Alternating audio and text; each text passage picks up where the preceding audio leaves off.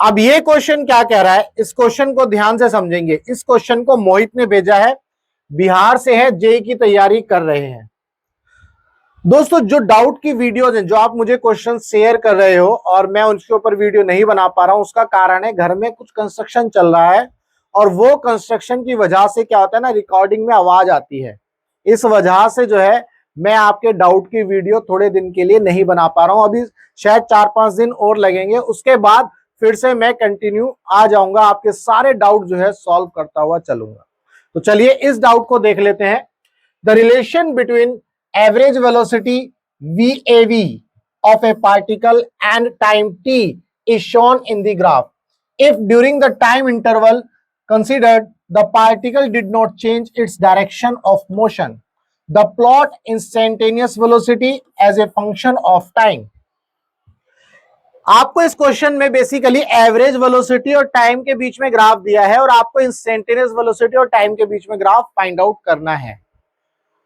Graph के जितने भी क्वेश्चंस होते हैं वो मैक्सिमम स्लोप से ही सॉल्व हो जाते हैं, और अगर आपको इक्वेशन पता है, इक्वेशन ऑफ स्ट्रेट लाइन पता है, तो आप जो है और आसानी से इसको सॉल्व कर सकते हो।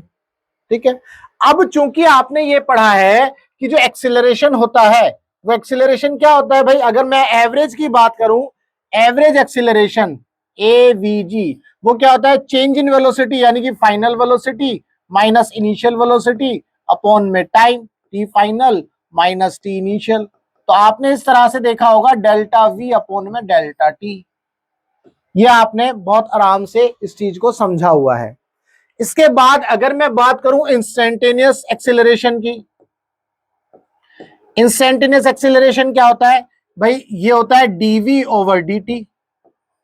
अब ये कैसे बनता है, ये आपको पता है, limit delta T tends to 0 और फिर जो डेल्टा V अपॉन में डेल्टा T है, बेसिकली यही वैल्यू आपकी dV ओवर dt बनती है। ये आपने जरूर पढ़ा होगा।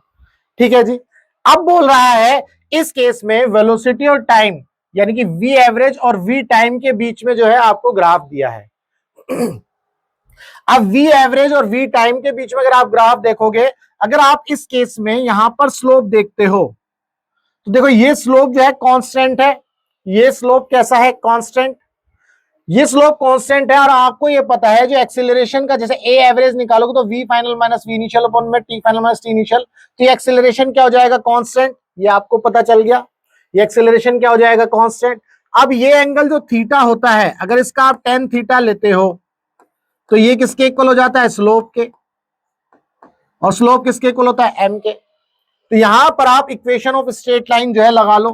देखो इक्वेशन ऑफ स्ट्रेट लाइन अगर मैं लगाता हूं यहां पर, let's say y is equal to mx plus c, तो पहले मैं यहां से यहां यानी कि 0 टाइम जो है 0 सेकंड से 6 सेकंड के बीच में लगाता हूं, 0 से 6 सेकंड के बीच में लगाता हूं ये इक्वेशन। तो इक्वेशन कैसे चलेगी, y की डायरेक्शन में v एवरेज, ध्यान से समझेंगे, v average that is equal to, slope क्या है भाई, आप स्लोप निकाल सकते हो, tan थीटा निकालना है, यानी कि यहां से ये देखो ये आपका ट्राइंगल बन गया, ये ट्राइंगल बन गया, तो ये परपेंडिकुलर और ये बेस, तो यहां पर 0 और यहां से 6, तो 6 अपॉन में 1 यानी कि 6 आ गया ना, 6t प्लस जो c है इंटरसेप्ट है, इंटरसेप्ट क्या है 0, क्योंकि ओरिजिन से पास हो रहा है तो 0। तो आपको v एवरेज कितना मिल गया, v एवरेज मिल गया आपको 6t। क्या ये बात क्लियर है? जब आपको v एवरेज 6t मिल गया, तो अब इसका क्या मतलब है, v एवरेज जो है 6t मिला, यानी कि आपने जो वेलोसिटी निकाली वो वेलोसिटी टाइम का एक फंक्शन है। किसका फंक्शन है, टाइम का। अब इस टाइम को अगर आपको इंस्टेंटेनियस वेलोसिटी निकालनी है, आपको इंस्टेंटेनियस वेलोसिटी निकालनी है, तो आप कैसे निकालोगे जी, आप इंस्टेंटेनियस वेलोसिटी निकालोगे तो let's say t is equal to 0, तो क्या वेलोसिटी है 0, t इज इक्वल टू 1 तो क्या वेलोसिटी है 6, t इज इक्वल टू 1/2 तो क्या वेलोसिटी है 3। तो आप किसी भी इंस्टेंट पर टाइम निकाल सकते हो, वेलोसिटी निकाल सकते हो, वो आपकी इंस्टेंटेनियस वेलोसिटी बन जाएगी। तो बिल्कुल ध्यान से समझो, जब v एवरेज जो है 6t है, अब जब आपको इंस्टेंटेनियस निकालना है तो t इज इक्वल टू 0 पर 0, तो t इज इक्वल टू 0 पर 0 देखो चेक करो, एक तो ये है पॉइंट, एक ये है t इक्वल टू 0 पर 0 0, ये तो ठीक मिल गए भाई। अब t इज इक्वल टू 1 पर 6 आना चाहिए, t इज इक्वल टू 1 पर 6, यहाँ ठीक है ये मिल रहा है। t इज इक्वल टू 1 पर 6 यहाँ पर अभी हमें नहीं पता, और t इज इक्वल टू 1 पर 6 देखो यहाँ पर इस लाइन में 12 आ रहा है, 1 पर तो ये तो नहीं होगा, 1 पर जो है 12 आ रहा है, ये भी नहीं होगा भाई। t की वैल्यू आप 1 रखो तो 12 तो नहीं आएगा। ऐसे ही अगर t की वैल्यू यहाँ पर 3 रखोगे तो क्या 12 आ रहा है, देखो t की वैल्यू 3 रखोगे तो 6 18, तो ये 18 होना चाहिए था, ये भी गलत हो जाती है लाइन। तो आपके 3 ऑप्शन तो ऐसे ही एलिमिनेट हो गए। क्लियर है? तो आपने क्या किया, बेसिकली जो वी एवरेज था उसको एक रिलेशन के टर्म्स में लेकर के टाइम का फंक्शन बना दिया उसको, जैसा कि मैंने यहाँ बनाया 60। अब टाइम की वैल्यू आप रखते चले जाओ तो वो आपकी इंस्टेंटेनियस वैल्यू हो जाती है। इंस्टेंटेनियस का मतलब यही तो है कि किसी भी इंस्टेंट पर आप, किसी भी टाइम पर आप जो है उस वैल्यू को निकाल सकते हो।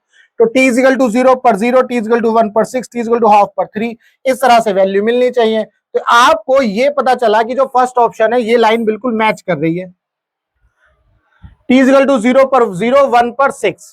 ठीक है जी। इसके बाद अगर मैं 1 2 3 की बात करूं, अगर मैं 1 2 3 की बात करता हूं, यहां पर देखो t इज इक्वल टू 1 1 2 3, अगर मैं इसकी बात करता हूं तो यहां पर अगर आप इक्वेशन लगाओगे y is equal to M X plus C, तो यहां पर आप ध्यान से देखोगे जो वेलोसिटी है वी एवरेज अगर बात करें तो वो क्या है, कांस्टेंट है। तो ध्यान से देखो इस इक्वेशन को लगाओगे, V average that is equal to V average. अब चूंकि यहां पर स्लोप क्या है आपका 0, भाई यहां पर ये m की वैल्यू क्या है 0, स्लोप 0 है तो ये 0। इंटरसेप्ट कितना है जी आपका, इंटरसेप्ट वो लाइन वो जो एक्स एक्सिस को काटती है, तो कितने पे काट रही है 6 पर, तो आपको वी एवरेज कितना मिल गया 6।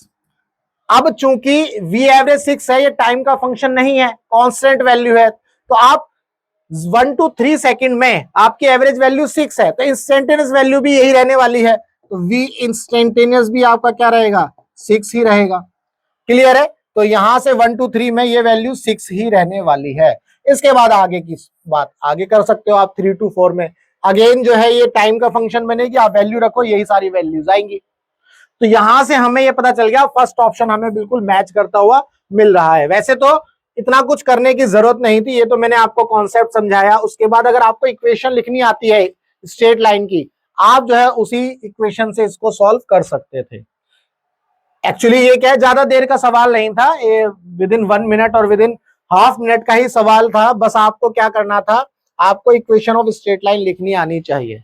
बट मेरा मकसद आपको क्वेश्चन को सॉल्व करके नहीं देना है, इस क्वेश्चन के अंदर जो भी पॉसिबल डाउट्स हो सकता है उस डाउट को क्लियर करना मेरा मकसद है, इसीलिए जो है वीडियो थोड़ी लंबी बन जाती है। तो यहां से आपको उम्मीद करता हूं इस क्वेश्चन के अंदर जो भी डाउट होगा वो जरूर क्लियर हुआ होगा। ठीक है? अगर आपका डाउट क्लियर हुआ तो वीडियो को लाइक करना, चैनल को सब्सक्राइब करना मत भूलना। यहां पर एक नंबर दिया हुआ है, आप इस नंबर पर व्हाट्सएप कर सकते हैं अगर आपका फिजिक्स के अंदर कोई भी डाउट है तो। हमारा मकसद है टीच फ्री फॉर इंडिया, यानी कि आप दुनिया के किसी भी कोचिंग सेंटर में पढ़ते हो, चाहे पीडब्ल्यू में, आकाश में, एलन में, फिडजी में, आप में आपके पास फिजिक्स और केमिस्ट्री का कोई डाउट है तो आप क्या करिए, सिंपल इस नंबर पर अपने डाउट को जो है शेयर करिए, व्हाट्सएप करिए, हम आपके डाउट का बेस्ट वीडियो सॉल्यूशन आपको बना करके देंगे। तो चलिए मिलेंगे हम अपने नेक्स्ट डाउट में।